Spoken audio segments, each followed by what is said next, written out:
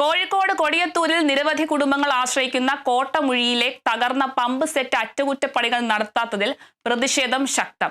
2 ആഴ്ച മുൻപാണ് pump set തകരാറിലായത്. കൊടിയത്തൂർ പഞ്ചായത്ത് പ്രസിഡന്റ് ദിവ്യ ഷിബുവിന്റെ നേതൃത്വത്തിലാണ് പ്രതിഷേധ പരിപാടി നടന്നത്. കൊടിയത്തൂർ പഞ്ചായത്തിലെ മാട്ടുമുറി, കൂവപ്പാറ, താന്നിക്കൽ തൊടി, പൊലുക്കുന്ന് എന്നിവിടങ്ങളിലെ നിവാസികളാണ് കുടിവെള്ളമില്ലാതെ ദുരിതത്തിലായിരിക്കുന്നത്. മഴക്കാലത്ത് പോലും കുടിവെള്ളക്ഷാമം രൂക്ഷമായ പ്രദേശമാണിത്. 50ഓളം കുടുംബങ്ങൾ താമസിക്കുന്ന മാട്ടുമുറിയിൽ ഒരു കിണർ പോലുമില്ല.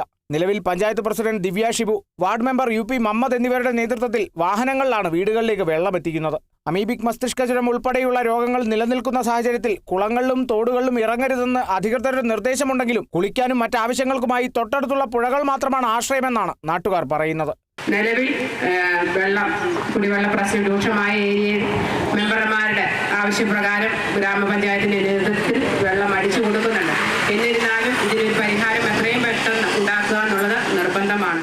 മോട്ടോർ പമ്പുകൾ പ്രവർത്തനരഹിതമായതും കാലപ്പഴക്കം ചെന്നതുമാണ് ജലവിതരണം മുടങ്ങാൻ കാരണമെന്ന് നാട്ടുകാർ ആരോപിച്ചു. ജല അതോറിറ്റിയുടെ കീഴിൽ 30 വർഷങ്ങൾക്ക് മുൻപാണ് ഇരവഴിഞ്ഞി പുഴയുടെ തീരത്ത് കോട്ടമുഴിയിൽ പമ്പ് ഹൗസ് സ്ഥാപിച്ചത്. വാട്ടർ അതോറിറ്റിയുടേത് കനത്ത അനാസ്ഥയാണെന്നും പ്രശ്നത്തിനുടൻ പരിഹാരം കണ്ടില്ലെങ്കിൽ വലിയ രീതിയിലുള്ള സമരമുറകളിലേക്ക് കടക്കുമെന്നും പഞ്ചായത്ത് പ്രസിഡന്റ് ദിവ്യ ഷിബു പറഞ്ഞു.